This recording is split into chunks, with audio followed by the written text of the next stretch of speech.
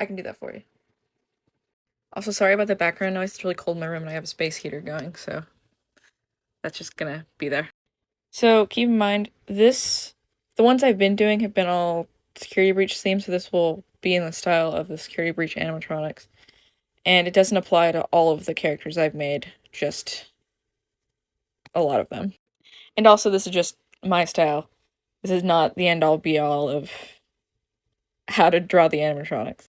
But overall, I usually start with the head and I design what the animal is and the head shape. And I look at a reference for that, obviously. But then, for the male animatronics, they have less hips. They have a longer torso, so it's sort of like a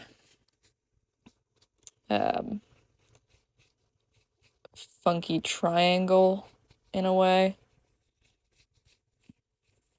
I also think these are a really fun way to learn anatomy, because everything is segmented off. You can see all the parts of the body. So then it's sort of like underwear. It's an underwear shape that I attach to them, and I sort of segment them off a little more. And then the legs, you just kind of throw them on there, and you can change the length, the shape, depending on what you're making here. So then you do the other part of the leg here. Once again, this is all customizable. It doesn't have to be the same for everything. In fact, it really shouldn't be if you're making different animals.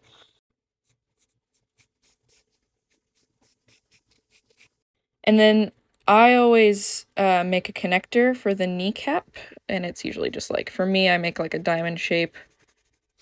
It's like a hinge, I imagine, for moving. And then the feet depend on the animal, but I'll just do like a general shape of how I've been doing it, as I'll do some sort of shape here and then sort of just kind of wing it with that part. I don't really have anything specific. And you can round the toes out and add toenails or whatever. And then I just attach the arms. They're pretty similar to the legs. This is a robot. They have limited parts available, and they can be whatever length you want. And then I usually do the same thing that I do for the legs, for the elbow, and depending on where it's positioned. And then you kind of just slap a hand on there, and whatever position feels right, depending on sort of what it is that you're making.